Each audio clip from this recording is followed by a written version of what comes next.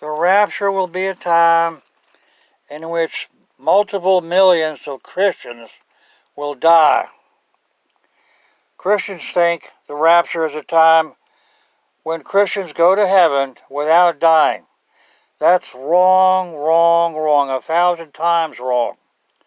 The words, quote, "we will not all sleep," unquote, in 1 Corinthians 15, they don't mean that we don't die at the rapture. It means we won't leave corpses that figuratively sleep.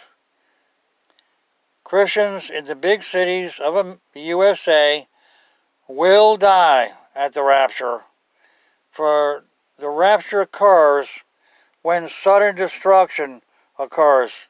That's in 1 Thessalonians chapter 5.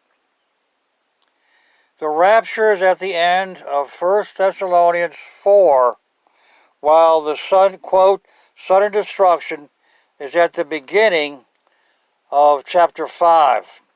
So the rapture and the sudden destruction are put side by side. Now, why is that? Why are they so close together? It's because they are happening together. The sudden destruction is the context for the rapture. If saved souls, some of them, are departing the world because their bodies are dying at the rapture, which is also the sudden destruction, then why does Apostle Paul say, quote, "we will not all die"? Well, first of all, he doesn't say that. He says, "we will not all sleep" at the rapture, meaning we won't leave sleeping corpses. And that is because our corpses will be getting turned into vapor by the heat of the nuclear fireballs that are detonating at that time, causing the sudden destruction. The roar of the fireballs will fulfill the words about the, quote, "the trumpet of God," 1 Thessalonians 4, verse 16, the sounding of that trumpet. The presence of the fireballs means nuclear war is going on. That war is prophesied in terms of the words, quote, "the day of the Lord." That's in 1 Thessalonians 5, verse 2. The day of the Lord is a term from the Old Testament that always meant a time of judgment by God in the form of war, wartime destruction. Example, when Babylon made war against Egypt, it was called the day of the Lord for Egypt. Ezekiel 30, verse 3 and verse 10. Here's another example. When the Medes attacked Babylon, it is called, quote, "the day of the Lord for Babylon." Isaiah 13, 1, verse 6, verse 17.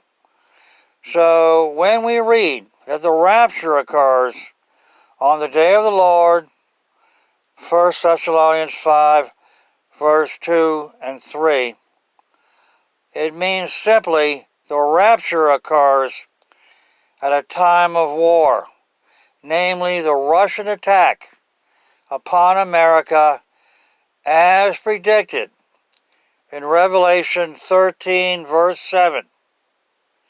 But Russian attack won't kill all the Christians around the world. So what about believers in South America, Africa, and Asia?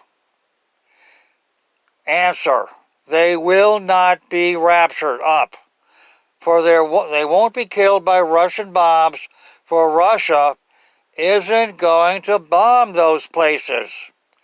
Only the Christians that die will go up at the rapture. So the rapture will be much smaller than what preachers tell you. Instead of 2 billion Christians going up, it will be more like 200 million, which is only 10%. When was the Apostle Paul raptured or caught up? It was when he was stoned to death. D-E-A-T-H, death. Acts 14, verse 19. He talks about it in 2 Corinthians 12, verse 2 through verse 4. My point here is that it was when he died. So the idea is only when, if you want to go to heaven, you have to die to get there. Only Christians that die at the rapture are going up in the rapture. Each Christian death is a rapture of one. I'm talking about Christians who have died down through history. Or it's a rapture of many, depending on how many die together. P.S. Daniel 7, verse 8 says, there are 3 horns that get uprooted at the time of the Russian conquest of Western Europe. Now, horns are kings. That's in chapter 7, verse 24. But kings rule nations, so the 3 horns that get uprooted are actually 3 nations that formed on once Roman lands. In other words, nations in Western Europe. Now this implies that Russia will bomb those 3 nations to make an example out of them, so that the other 10 nations, actually there's more than 10, but only 10 are given in Daniel 7, verse 8, verse 7 and 8. Russia makes an example so that the other 7 nations will surrender immediately, so as to escape the fate of the 3 nations that get bombed. My point is, the rapture will include those 3 nations in Western Europe, so it's not just America where Christians go up in the rapture. If the rapture occurs at the time of Russian attack, plenty of nonbelievers will depart along with the believers. St. Paul doesn't mention 2 groups departing at the rapture, only one group, namely the Christians. So does this mean that the nuclear rapture idea is non-biblical? No, it's definitely biblical enough. Christ's parable of the net, Matthew 13, verse 47 through 49, is about the rapture, for it talks about fish getting caught up in the net, out of the water, in other words, out of their world, when the net is lifted up. So even though the words caught up are not used in this passage, the action of those fish being caught up conveys that this parable is about the rapture.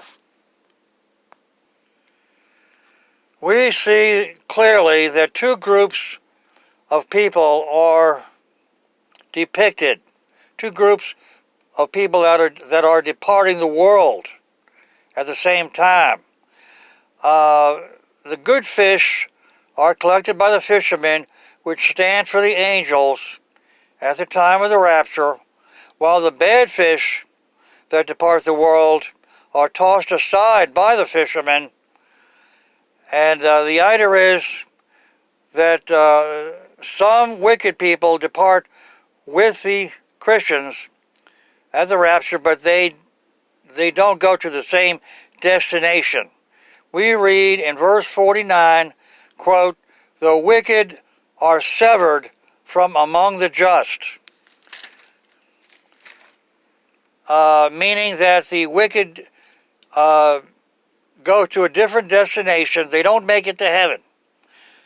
My point here is that the nuclear rapture theory is not unbiblical. It actually explains the rapture better than some other passages that only speak about one group of people leaving, departing the world together. I say thank God for Matthew 13, verse 47 through 49, about the parable of the fish.